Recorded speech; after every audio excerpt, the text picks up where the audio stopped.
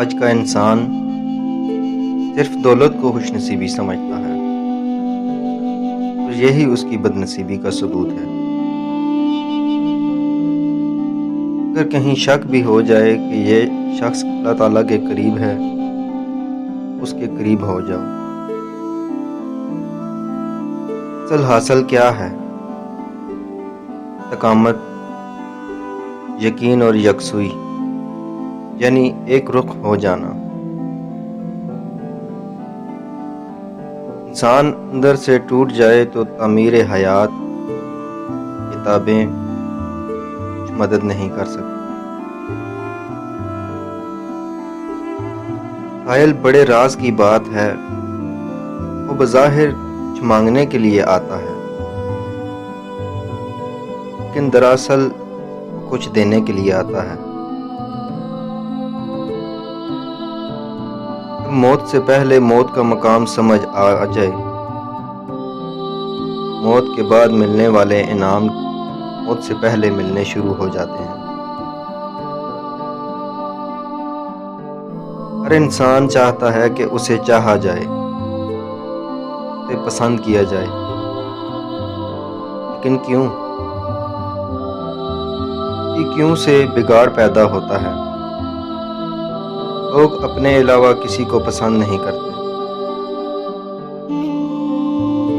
خود پسندی کی عادت بھی خود غریزی کی عادت ہے۔ انسان خود کو بھی ہمیشہ کے لیے پسند نہیں کر سکتا۔ اس انسان دکھی رہتا ہے۔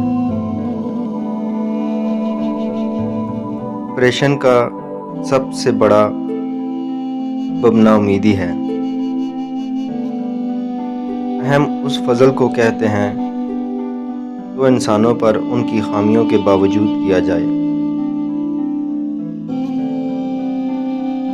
اپنے دل کے دروازے پر دربان بن کر بیٹھو، سوچو کیا آ رہا ہے اور کیا جا رہا ہے۔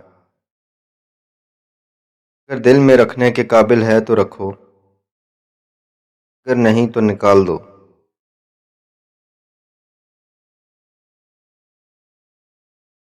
خاموش انسان خاموش پانی کی طرح گہرے ہوتے ہیں۔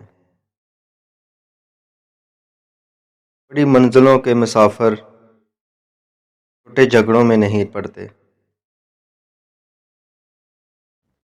جس شخص کو کسی پر بھروسہ نہ ہو وہ ڈپریشن کا شکار ہو جاتا ہے۔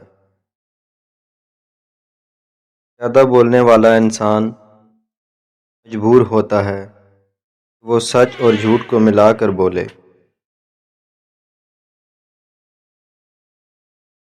اپنی ہستی سے زیادہ اپنا نام نہ پھیلاؤ، نہیں تو پریشان ہو جاؤ گے۔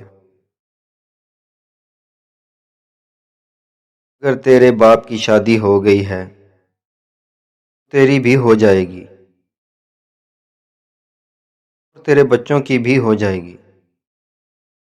کیونکہ شادی پیسوں سے نہیں اللہ کے حکم سے ہوتی ہے۔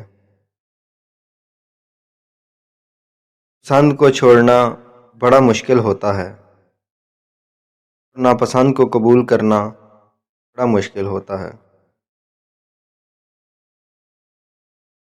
یہ کر جانا اللہ کے بڑے شکر کا مقام ہے۔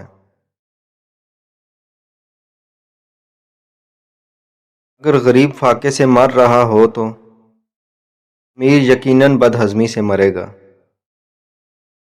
حضرت واصف علی واصف۔